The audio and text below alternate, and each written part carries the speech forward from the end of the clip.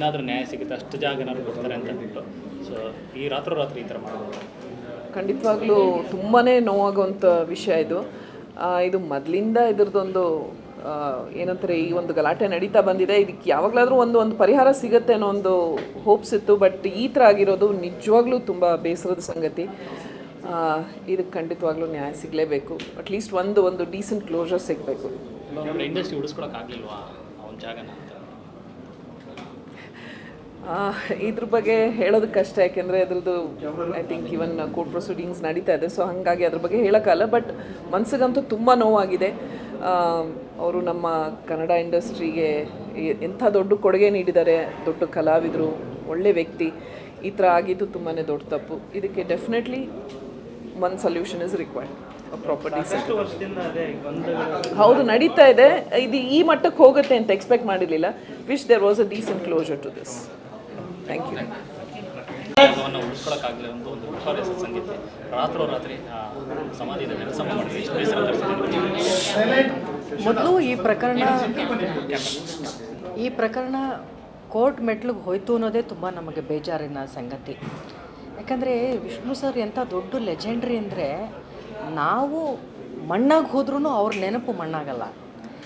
ಇವತ್ತು ಅವ್ರನ್ನ ಮಣ್ಣು ಮಾಡಿರೋ ಜಾಗದ ಬಗ್ಗೆ ಇಷ್ಟೊಂದು ಮಾತುಗಳು ನಡೆಯುತ್ತೆ, ಇಷ್ಟೊಂದು ಗೊಂದಲಗಳು, ಇಷ್ಟು ವರ್ಷಗಳು.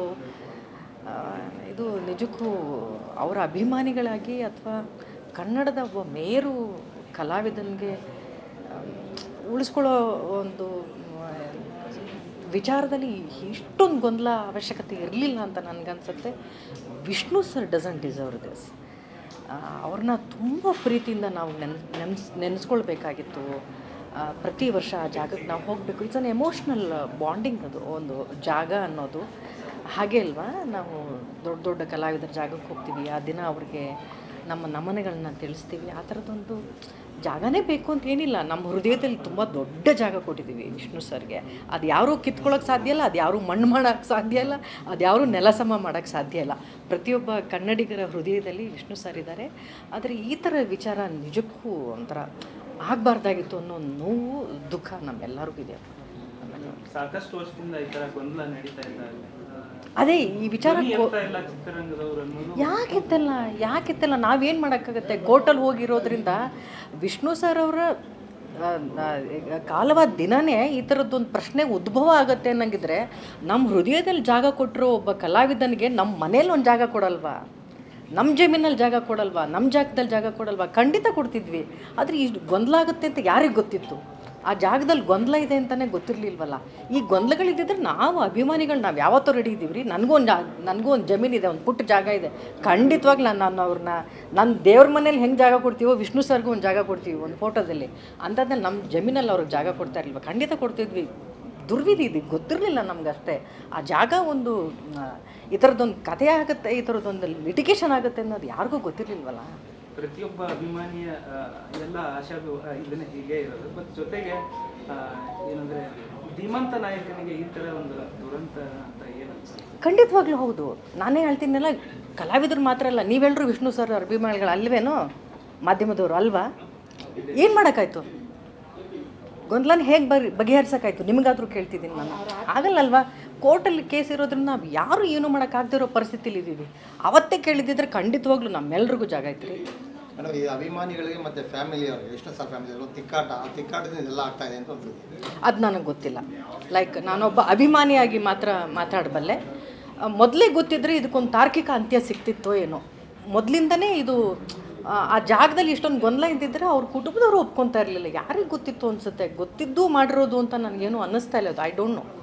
ನಾನು ಅದ್ರ ಬಗ್ಗೆ ಹೇಳೋದಕ್ಕೆ ಹೆಚ್ಚು ನನಗದ್ರ ಬಗ್ಗೆ ಗೊತ್ತಿಲ್ಲ. ಈಗ 75 ವರ್ಷ ಆಗ್ತಿದೆ ಅವ್ರ ಜನ್ಮದಿನಾಚರಣೆ. ಆ ಸಮಯದಲ್ಲಿ ಒಂದು ಕಾರ್ಯಕ್ರಮ ಮಾಡಬೇಕು ಅಂತ ಎಲ್ಲರೂ ಒಂದು ಅಭಿಮಾನಿಗಳು ಸೇರ್ಕೊಂಡು ಜೋರಾಗಿ ಪ್ಲಾನ್ ಆಗಿತ್ತು. ಆದರೆ ಈಗೇನಾಗಿದೆ ಅಂತಂದರೆ ಅದು ಬೇಡ ಅಂತ ಫ್ಯಾಮಿಲಿಯವರು ಕೂಡ ಬೇಡ ಮಾಡೋದಕ್ಕೋಸ್ಕರ ಅವ್ರು ತಿಕ್ಕಾಟ ಶುರುವಾಗಿದೆ ಅಭಿಮಾನಿಗಳು ಮತ್ತು ಫ್ಯಾಮಿಲಿಗಳು. ಆ ಪ್ರಶ್ನೆ ಬಗ್ಗೆ ಉತ್ತರಿಸೋದಕ್ಕೆ ನನಗೆ ಅಷ್ಟು ವಿಚಾರಗಳು ಗೊತ್ತಿಲ್ಲ. ಬಟ್ ವಿಷ್ಣು ಸರ್ ಅವರ ಜನ್ಮದಿನವನ್ನು ನಮ್ಮ ಜನ್ಮ ಇರೋವರೆಗೂ ನಾವು ಆಚರಿಸ್ತೀವಿ. ವಿಷ್ಣು ಸರ್ ಅವ್ರನ್ನ ಅದೊಂದು ಜಾಗಕ್ಕೆ ಹೋಗಿ ನಾವು ಅವ್ರಿಗೆ ನಮ್ಮನ್ನು ಸಲ್ಲಿಸಿದ್ರೆ ಮಾತ್ರ ನಮ್ಗೆ ಅವ್ರ ಮೇಲೆ ಪ್ರೀತಿ ಇದೆ ಅಂತಲ್ಲ. ಅವರು ನಮ್ಮ ಹೃದಯದಲ್ಲಿ ಯಾವತ್ತೂ ಇರ್ತಾರೆ. ಮೇಡಮ್, ನಿಮ್ಗೆ ತುಂಬ ಸ್ಪೆಷಲ್ ಮೇಡಮ್. ಹೌದು ಸೆಪ್ಟೆಂಬರ್ 18 ಖಂಡಿತ ಸರ್, ಅದಕ್ಕೆ ನಾನು ಆಕ್ಟ್ ಮಾಡಿದ್ದೀರಾ? ಅಲ್ಲಲ್ಲ, ಒಂದೇ ಜನ್ಮದಿನವನ್ನು ನಾವಿಬ್ಬರು ಶೇರ್ ಮಾಡ್ಕೊಳ್ತೀವಿ. ನನಗೆ ವೀರಪ್ಪ ನಾಯಕ ಸಿನಿಮಾದಲ್ಲಿ ನಾವಿಬ್ಬರು ಒಂದೇ ಕೇಕ್ನ ಕಟ್ ಮಾಡಿದ್ವಿ. ವಿಷ್ಣು ಸರ್ ಅವ್ರು ಹೇಳಿದ್ರು ಅವತ್ತು ಕೇಕ್ನ ಕಟ್ ಮಾಡುವಾಗ ನನ್ನ ಬರ್ತ್ಡೇನೂ ಅವತ್ತೇ ಅನ್ನೋದು ವಿಷ್ಣು ಸರ್ಗೆ ಅವತ್ತೇ ಗೊತ್ತಾಗಿದ್ದು. ನಾನು ಅವರ ತುಂಬ ದೊಡ್ಡ ಅಭಿಮಾನಿ ಚಿಕ್ಕ ಹುಡುಗಿಯಿಂದ. ನಮ್ಮ ಸ್ಕೂಲಲ್ಲಿ ಗ್ಯಾಂಗ್ ಇದ್ದರೆ ನಾನು ವಿಷ್ಣು ಅಭಿಮಾನಿಗಳ ಗ್ಯಾಂಗ್ನ ಲೀಡರ್ ನಾನು. ಸೊ ಅವ್ರಿಗೆಲ್ಲ ಆ ಕಥೆನ ಹೇಳುವಾಗ ವಿಷ್ಣು ಸರ್ ಹೇಳಿದ್ರು, ನೋ ನನಗೆ ಕೇಕ್ ಅಂತ ತರಬೇಡಿ, ಶ್ರುತಿಯವ್ರಿಗೆ ಕೇಕ್ ತೊಗೊಂಡು ಬನ್ನಿ, ಆ ಕೇಕ್ನ ನಾನು ಕಟ್ ಮಾಡ್ತೀನಿ ಅಂತ. ಸೊ ಅಂಥ ಒಂದು ತುಂಬ ದೊಡ್ಡ ನೆನಪನ್ನು ಕೊಟ್ಟು ಹೋಗಿದ್ದಾರೆ. ಕೇವಲ ಅವ್ರ ಜೊತೆ ಆ್ಯಕ್ಟ್ ಮಾಡಿರೋ ಕಲಾವಿದರಿಗಲ್ಲ, ಕರ್ನಾಟಕದ ಪ್ರತಿಯೊಬ್ಬ ಕನ್ನಡಿಗರಿಗೂ ಅದೇ ಥರದ ದೊಡ್ಡನ್ನ ನೆನಪನ್ನು ಬಿಟ್ಟು ಹೋಗಿರುವಂಥ ಮೇರು ಕಲಾವಿದ ಅವರು. ಅವ್ರ ಆತ್ಮಕ್ಕೆ ನೆಮ್ಮದಿನೇ ಇಲ್ಲ ಅಂತಲೇ ಅವ್ರ ಅಭಿಮಾನಿಗಳು ಕಣ್ಣೀರು ಹಾಕ್ತಾ ಇದ್ರು ಮ್ಯಾಮ್. ಇಲ್ಲಮ್ಮ, ಹಾಗೆ ಅಂದ್ಕೊಳ್ಳೋದು ಬೇಡ. ನಾವು ತುಂಬ ಪ್ರೀತಿಸ್ತೀವಿ, ಅವ್ರನ್ನ ಆರಾಧಿಸ್ತೀವಿ, ಇವತ್ತಿಗೂ ಪೂಜಿಸ್ತೀವಿ. ಅದರಲ್ಲಿ ಕಿಂಚಿತ್ತೂ ಕೊರತೆ ಇಲ್ಲ ನಮ್ಮಲ್ಲಿ ಅಭಿಮಾನಿಗಳಲ್ಲಿ. ಜಾಗದ್ದು ಗೊಂದಲ ಆಯಿತು ಅನ್ನೋದು ನೋವು ಎಲ್ಲರಿಗೂ ಇದೆ. ಆದರೆ ಅವ್ರನ್ನ ಪ್ರೀತಿಸೋದಾಗಲಿ ಅವ್ರನ್ನ ನೆನಪಿಸ್ಕೊಳ್ಳೋದಾಗಲಿ ಅಭಿಮಾನಿಗಳಲ್ಲಿ ಕಿಂಚಿತ್ತೂ ಕೂಡ ಕಡಿಮೆ ಆಗಿಲ್ಲ, ಆಗೋದು ಇಲ್ಲ. ಅಭಿಮಾನಿಗಳು ಹೋರಾಟ ಕೇಳಿದ್ರು, ಅದಕ್ಕೇನೋ ಸಪೋರ್ಟ್ ಕೇಳಿದ್ರು? ಹೋರಾಟದಿಂದ ಸರಿ ಹೋಗೋತಿಂದ್ರೆ ನಾವೆಲ್ಲರೂ ಬೀದಿಲಿ ಕೂತ್ಕೊಂಡು ಹೋರಾಟ ಮಾಡೋಣ. ಕೋರ್ಟಲ್ಲಿ ಇರೋದ್ರಿಂದ ಏನು ಮಾಡೋಣ ಹೇಳಿ? ಅಂದ್ರೆ ಅಲ್ಲಿ ಅಸ್ತಿನ ಕೊಟ್ರೆ ನಾವು ಕಟ್ಟಿರೋ ಸ್ಟುಡಿಯೋಗೆ ಅಥವಾ ಮನವಿ ಮಾಡೋದಕ್ಕೆ ಮುಂದಾಗ್ತಾ ಇರ್ತಾರೆ. ಕುಟುಂಬದವರು ಅದ್ರ ಬಗ್ಗೆ ತೀರ್ಮಾನ ಮಾಡಿದ್ರೆ ನಾವೆಲ್ಲರೂ ಸಾಥ್ ಕೊಡ್ತೀವಿ. ಅಥವಾ ನಾವೆಲ್ಲರೂ ಬೀದಿಲಿ ಕೂತ್ಕೊಂಡು ಹೋರಾಟ ಮಾಡೋದ್ರಿಂದನೇ ಇದೊಂದು ಮುಕ್ತಿ ಇದೆ ಅಂದರೆ ಖಂಡಿತವಾಗ್ಲೂ ನಿಮ್ಮ ಮಾಧ್ಯಮದವ್ರು ಹೇಳಿ, ಇಂಥದ್ದೊಂದು ದಿನ ಫಿಕ್ಸ್ ಮಾಡಿ ಬರ್ತೀವಿ ನಾವೆಲ್ಲ. Okay ma'am, thank you ma'am. ಖುಷಿ ವಿಚಾರ ಸರ್. ಮೊನ್ನೆ ರೀಸೆಂಟಾಗಿ ಒಂದು ಸಾಂಗ್ ರಿಲೀಸ್ ಆಗಿತ್ತು, ಒಂದು ಭರ್ಜರಿ ಹಿಟ್ ಆಯಿತು. ಮತ್ತೊಂದು ಸಾಂಗು ಖುದ್ದಾಗಿ ಡಿ ಇಮಾನ್ ಅವರೇ ವೇದಿಕೆ ಒಳ್ಳೆ ಸ್ವೀಕಾರ ಮಾಡ್ತಿದ್ದಾರೆ ಜನರು. ಅಲ್ಲ, ಇದೊಂದು ಈ ಸಿನಿಮಾನೇ ಮ್ಯೂಸಿಕಲ್ ಸಪೋರ್ಟಿಂದ ಹೋಗುವಂಥ ಸಿನಿಮಾ.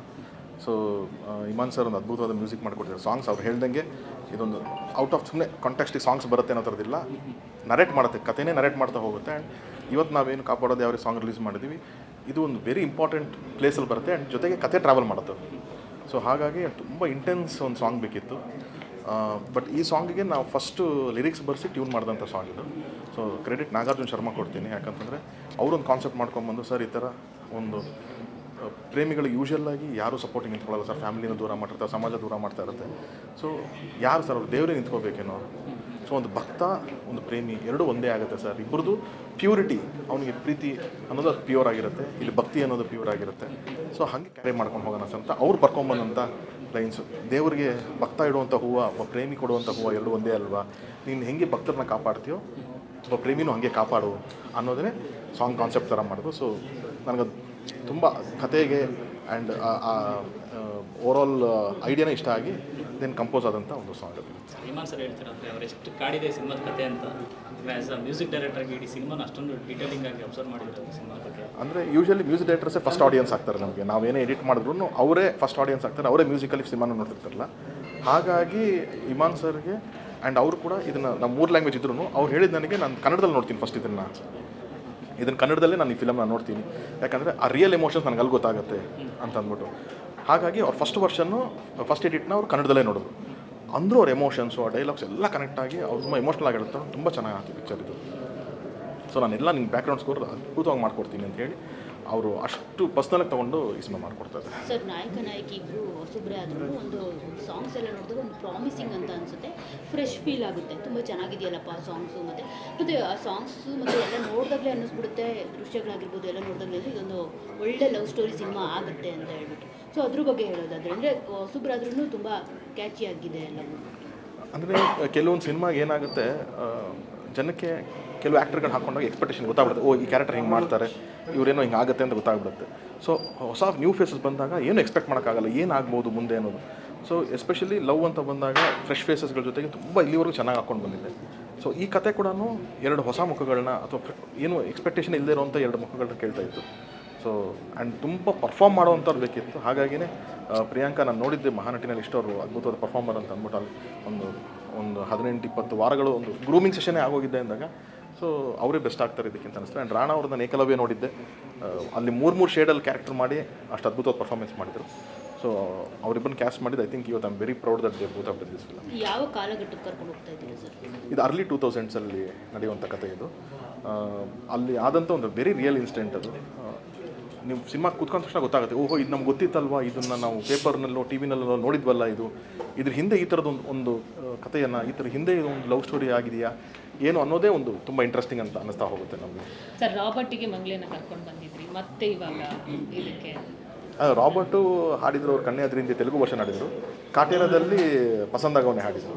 ಸೊ ಇಲ್ಲಿ ಅಂದರೆ ಸಾಂಗಿಗೆ ಸೂಟ್ ಆಗುತ್ತೆ ಅವ್ರ ವಾಯ್ಸು, ತುಂಬ ಯೂನಿಕ್ ವಾಯ್ಸು ಆ್ಯಂಡ್ ಒಂದು ಅವ್ರ ವಾಯ್ಸಲ್ಲೇ ಒಂದು ಡಿವೈನಿಟಿ ಇದೆ. ಅವ್ರು ತುಂಬ ಡಿವೋಷನಲ್ ಸಾಂಗ್ಸ್ ಎಲ್ಲ ಹಾಡ್ತಿರ್ತಾರೆ. ಸೊ ಇದರಲ್ಲೂ ಆ ಪೇಯ್ನ್ ಆ್ಯಂಡ್ ಡಿವೋಷನ್ ಎರಡೂ ಬೇಕಿತ್ತು ಅಂತ ಅನಿಸಿ ಅವರೇ ಬೆಸ್ಟ್ ಅಂತ ಅನಿಸ್ತು ನಮಗೆ. ಮ್ಯೂಸಿಕ್ ಡೈರೆಕ್ಟ್ರು ಇಮಾನ್ ಸರ್ ಕೂಡ ಕಂಪೋಸಿಂಗ್ ಟೈಮಲ್ಲೇ ಆ ಹೆಸರನ್ನ ಪ್ರಸ್ತಾಪ ಮಾಡಿದರು. ಸೊ ಹಾಗಾಗಿ ಆಯಿತು ಸರ್. ಯೂಶಲ್ಲಾಗಿ ರಾಬರ್ಟು ಕಾಟೆಲ್ಲ ಮಾಡ್ಬೇಕಾದ್ರೆ ತುಂಬ ಚೆನ್ನಾಗಿತ್ತು ಬಜೆಟ್ ನಮಗೆ ಸಿಂಗರ್ಸ್ಗೆ ಎಲ್ಲರೂ ಕೊಡೋದಕ್ಕೆ. ಇಲ್ಲಿಗೆ ಅವ್ರೆಲ್ಲ ನಾನು ಇವಾಗ ಸ್ವಲ್ಪ ಕಂಟ್ರೋಲ್ ಬಜೆಟಲ್ಲಿ ಇರ್ತೀವಿ, ಇವರೆಲ್ಲ ಎಕ್ಸ್ಪೆನ್ಸಿವ್ ಸಿಂಗರ್ಸ್ ಆಗ್ತಾರೆ ನಮಗೆ, ಸಿದ್ದು ಶ್ರೀರಾಮ್ ಆಗಿರಲಿ, ಮಂಗಳೂರು. ಬಟ್ ಅಂದರೂ ಅದು ಸೂಟ್ ಆಗುತ್ತೆ ಅಂದರೆ ಮಾಡಬೇಕು ಅನ್ನೋದಕ್ಕೋಸ್ಕರನೇ ಮಂಗಳೂರು. ಸೌತ್ ಭಾಷೆಗಳಲ್ಲಿ ಸಿನಿಮಾನ ರಿಲೀಸ್ ಮಾಡ್ತಾ ಇದ್ದೀರಾ, ಅಷ್ಟೊಂದು ಕಾನ್ಫಿಡೆಂಟಾ ಅಂತ ಹೇಳ್ಬಿಟ್ಟು ಕ್ಲಿಕ್ ಆಗೇ ಆಗುತ್ತೆ ಅನ್ನೋ ಒಂದು ಧೈರ್ಯ ನಂಬಿಕೆ ಎಲ್ಲವೂ ಇದೆಯಾ ಸರ್? ಇಲ್ಲಮ್ಮ, ನಾನು ನೀವು ಲಾಸ್ಟ್ ಪ್ರೆಸ್ ಮೀಟಲ್ಲಿ ನಾನು ಟೀಸರ್ ಲಾಂಚ್ ಮಾಡಿದಾಗ ಒಂದು ಮಾತು ಹೇಳಿದ್ದೆ, ಕನ್ನಡ ಚಿತ್ರರಂಗ ನಿಮಗೆ ಒಂದು ಚಿನ್ನದ ಗಣಿ ಇದ್ದಂಗೆ ಅಂತ. ನಾವು ಜನರನ್ನ ಬ್ಲೇಮ್ ಮಾಡಿಕೊಂಡು ಜನರಿಗೆ ಸಿನಿಮಾ ನೋಡೋಕೆ ಥಿಯೇಟ್ರಿಗೆ ಬರ್ತಾ ಇಲ್ಲ ಇನ್ನೊಂದು ಅಂತ ನಾವು ಕಂಪ್ಲೇಂಟ್ ಮಾಡ್ತಾಯಿದ್ವಿ ಹೊರತು ಖಂಡಿತವಾಗ್ಲೂ ಅದಲ್ಲ. ಇದು ನಿಜವಾಗ್ಲೂ ಚಿನ್ನದ ಗಣಿ ಇದ್ದಂಗೆ. ನಾವು ಕರೆಕ್ಟ್ ಎಕ್ವಿಪ್ಮೆಂಟ್ಸ್ ಇಟ್ಕೊಂಡು, ಕರೆಕ್ಟ್ ತಂಡ ಇಟ್ಕೊಂಡು, ಕರೆಕ್ಟಾಗಿ ಅದು ಡಿಗ್ಗಿಂಗ್ ಪ್ರೊಸೆಸ್ ಮಾಡಿದ್ರೆ ಅದ್ರಲ್ಲಿ ಚಿನ್ನ ಸಿಗುತ್ತೆ. ನಾವು ಯಾವುದೇ ಒಂದೇ ಒಂದು ಸಂಖ್ಯೆ ಇಟ್ಕೊಂಡು ಕೆತ್ತಾ ಇದ್ದೀನಿ, ಚಿನ್ನ ಬರ್ತಾ ಇಲ್ಲ ಇದು ಸರಿ ಇಲ್ಲ ಅಂತಂತಂದರೆ ಅದು ಅದ್ರ ತಪ್ಪಲ್ಲ. ಹಾಗೆ ನಾವು ಕರೆಕ್ಟಾಗಿರೋ ಸಿನಿಮಾಗಳನ್ನ ಕೊಟ್ಟರೆ ಜನ ಪ್ರೀತಿಸ್ತಾರೆ. ಇನ್ಫ್ಯಾಕ್ಟ್ ಈ ವರ್ಷದಲ್ಲಿ ನಾವು ಏನು ಅಷ್ಟಾಗಿಲ್ಲ ಚೆನ್ನಾಗಿಲ್ಲ ಅಂದರೆ ನಾವು ಏನು ಸ್ವಲ್ಪ ಕೊಟ್ಟಿದ್ದೀವೋ ಅದನ್ನೇ ತುಂಬ ಇಷ್ಟಪಟ್ಟು ನೋಡಿದ್ದಾರೆ ಜನ. ಏನೋ ಸ್ವಲ್ಪ ಕೊಟ್ಟಿರೋ ಕಂಟೆಂಟ್ನೇ ಅಷ್ಟು ಪ್ರೀತಿಸಿದ್ದಾರೆ. ಇನ್ನು ಪ್ರಾಪರ್ ಆಗಿರೋ ಒಳ್ಳೊಳ್ಳೆ ಕಂಟೆಂಟ್ ಕೊಟ್ಟರೆ ಇನ್ನೆಷ್ಟು ಬರ್ತಾರೆ. ಈಗ ರೀಸೆಂಟಾಗಿ ನಮಗೆ ಸೂಫ್ರಮ್ಸು ಎಲ್ಲನೂ ಒಂದು ಒಳ್ಳೆ ಕಂಟೆಂಟ್ ಕೊಟ್ಟರೆ ನೀವು ಜನನೇ ತೊಗೊಂಡು ಹೋಗ್ತಾರೆ, ಜನನೇ ಮೆರೆಸ್ತಾರೆ ಅದನ್ನು ಅನ್ನೋದಕ್ಕೆ ಅದೊಂದು ಎಕ್ಸಾಂಪಲ್ ಆಗುತ್ತೆ. ಸೊ ಐ ಥಿಂಕ್ ಯಾವುದೇ ಕಾರಣಕ್ಕೂ ಅದ್ರಲ್ಲಿ ಏನೂ ತಪ್ಪಿಲ್ಲ. ಆ್ಯಂಡ್ ಅದು ಎಲ್ಲ ಕಡೆನೂ ಅಷ್ಟೇ ಒಳ್ಳೆ ಕಾಂಟೆಂಟ್ ಇದೆ ಅಂತಂದರೆ ನೀವು ತಮಿಳಿಗೆ ಹೋಗಿ, ತೆಲುಗುಗೆ ಹೋಗಿ, ಎಲ್ಲೋದ್ರೂ ಅದೇ ರಿಸೀವ್ ಮಾಡ್ತಾರೆ. ಎಸ್ ಸರ್, ಕನ್ನಡದ ಮೇರು ನಟ ವಿಷ್ಣು ಸರ್ ಅವರ ಸಮಾಧಿ ರಾತ್ರೋರಾತ್ರಿ ತೆರವಾಗಿದ್ದು ಕನ್ನಡಿಗರ ಮತ್ತು ಅಭಿಮಾನಿಗಳ ಕೆಂಗಣ್ಣಿಗೆ ಒಂಥರ ಗುರಿಯಾದಂಗೆ ಆಗಿದೆ. ಎಲ್ಲರಿಗೂ ಕೂಡ ನೋವಾಗಿದೆ, ಪ್ರತಿಯೊಬ್ಬರಿಗೂ ಕೂಡ. ಸರ್ ಏನು ಹೇಳೋದು? ಸೊ ನೀವು ಎಲ್ಲ ಒಂದೇ ಕುಟುಂಬದವ್ರ ಥರ ಇದ್ರಿ, ನೀವು ಚೈಲ್ಡ್ಹುಡ್ಡಿಂದ ನೋಡಿರ್ತೀರ ಅಂತ ಅನಿಸುತ್ತೆ ವಿಷ್ಣು ಸರ್ನ. ಸೊ ನಿಮ್ಗೆ ಎಷ್ಟು ನೋವಾಯಿತು ಅಂತ? ಇಲ್ಲ, ಇದು ಏನು ಅನಿಸುತ್ತೆ ನನಗೆ ಪರ್ಸ್ನಲಿ, ನನಗೆ ಗೊತ್ತಿಲ್ಲ ಬೇರೆದೇನು ಅಂತ. ನನಗೆ ಪರ್ಸ್ನಲಿ ನನಗೆ ದಾದಾ ಇಲ್ಲಿದ್ದಾರೆ, ನಾನು ಅವ್ರನ್ನ ಇಲ್ಲಿ ಇಟ್ಕೊಂಡು ನಾನು ಇಲ್ಲೇ ಅವ್ರನ್ನ ಪೂಜಿಸ್ತೀನಿ, ನಾನು ಇಲ್ಲ ಅವ್ರನ್ನ ಗೌರವಿಸ್ತೀನಿ. ಒಂದು ಜಾಗ, ಒಂದು ಯಾವುದೋ ಒಂದು ಇದಕ್ಕೋಸ್ಕರ ಅವ್ರ ಸ್ಥಾನನ ಎಲ್ಲಿಂದೋ ತೊಗೊಂಬಂದು ಕೆಳಗಡೆ ಇಡೋಕೆ ನನಗೆ ಖಂಡಿತವೂ ನನಗೆ ಇಷ್ಟ ಇಲ್ಲ ಅದು.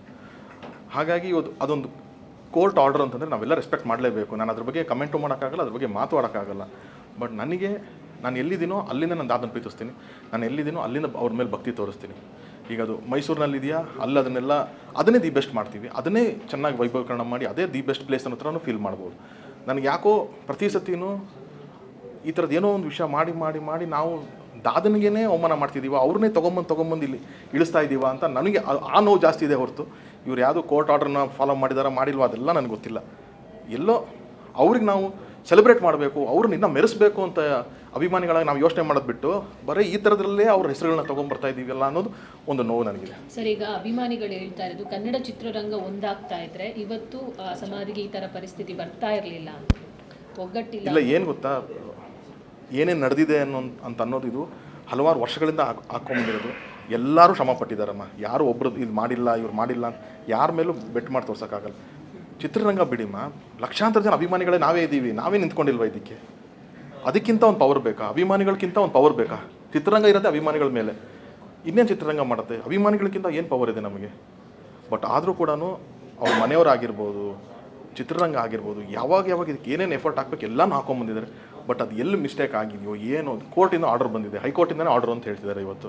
ಸೊ ಇದು ನಾನು ಹೇಳ್ತಾ ಇರೋದು ಅದನ್ನೇ ಮತ್ತೆ ನಾವೇನೋ ಅದನ್ನು ತುಂಬ ಅದ್ರ ಬಗ್ಗೆನೇ ಸುತ್ತಾಡ್ತಾ ಅದನ್ನ ಹೆಸರನ್ನ ತೊಗೊಂಬಂದು ಅಲ್ಲಿಗೆ ತರ್ತಾ ಇದೀವಿ ಹೊರತು ಎಲ್ಲ ನಾವು ನೆಕ್ಸ್ಟ್ ಲೆವೆಲ್ಗೆ ಮೆರೆಸ್ಬೇಕಲ್ವ ಅದನ್ನು ಅನ್ನೋದೇ ನನಗೆ ಅನಿಸ್ತಾ ಇದೆ ಅಷ್ಟೇ. ಅದರಿಂದ ಈಗ ವಿಷ್ಣು ಸರ್ ಅವ್ರ ಫ್ಯಾಮಿಲಿಯವರೇ ಅಭಿಮಾನಿಗಳನ್ನ ಕಡೆ ಕಾಣಿಸ್ತಾ ಇದ್ದಾರೆ ಅಂತ. ನಮ್ಗೆ ಆಲ್ರೆಡಿ ಒಂದು ಸಮಾಧಿ ಇದೆ, ಇದಕ್ಕೆ ನಮ್ಗೆ ಅದ್ರ ಬಗ್ಗೆ ನಮ್ಮ ಸಂಬಂಧ ಇಲ್ಲ ಅನ್ನೋ ಥರ ಅವ್ರು ಮಾತಾಡೋದ್ರಿಂದನೇ ಯಾರು ಸಪೋರ್ಟ್ ಮಾಡ್ತಾ ಇಲ್ಲ, ಅದಕ್ಕೆ ಹೊಡೆದಾಕಿದ್ದಾರೆ ಅನ್ನೋ ಥರ ಒಂದು ಅಭಿಮಾನಿಗಳು. ಇಲ್ಲ ಸರ್, ಅದೇ ಹೇಳ್ತಲ್ವ, ಅವ್ರ ಮನೆಯವ್ರಿಗೆ ಅವ್ರೂ ಯಾರಿಗೂ ಇಷ್ಟ ಇರಲ್ವ ಸರ್, ಮಾಡಬಾರ್ದು ಅಂತ ಇರುತ್ತಾ?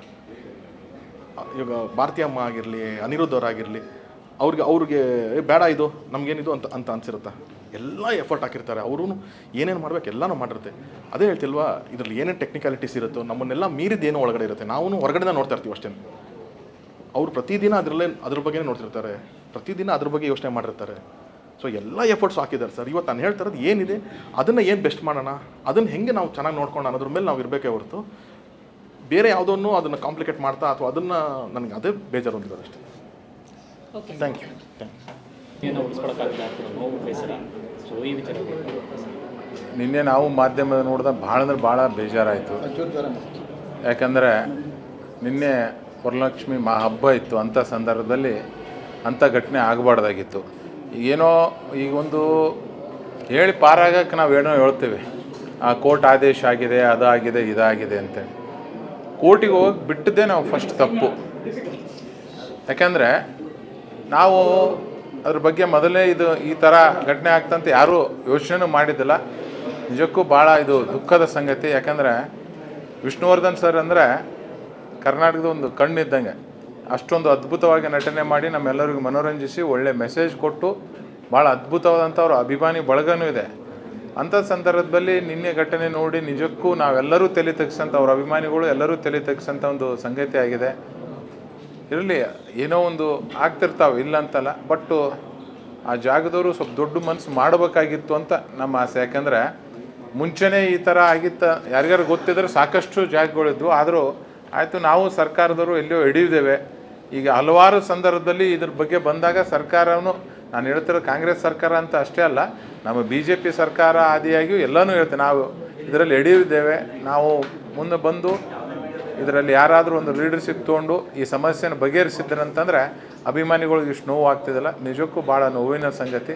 ನಮ್ಮೆಲ್ಲರ ಮನಸ್ಸಿಗೂ ಭಾಳ ತ್ರಾಸಾಗಿದೆ. ಅದನ್ನು ನ್ಯಾಯ ಸಿಗುತ್ತಾ ಅಂತ ಸರ್? ಯಾಕೆಂದರೆ ಇನ್ನೂ ಆ ಜಾಗದಲ್ಲಿ ಏನು ಕಟ್ಟಡ ಕಟ್ಟಕ್ಕೆ ಮುಂದಾಗಿಲ್ಲ. ಸೊ ಇಷ್ಟೆಲ್ಲ ಅವ್ರು ಉಳಿಸ್ಕೋತಾರ ಅಭಿಮಾನಿಗಳು ಹೋರಾಟ ಮಾಡ್ತಾ ಇದ್ದಾರೆ. ಅಲ್ಲ ಸರ್, ಇದು ಯಾಕೆಂದರೆ ಅಭಿಮಾನಿಗಳು ಪಾಪ ಅಭಿಮಾನಿಗಳು ಆಸೆ ಇದ್ದೇ ಇರ್ತದೆ.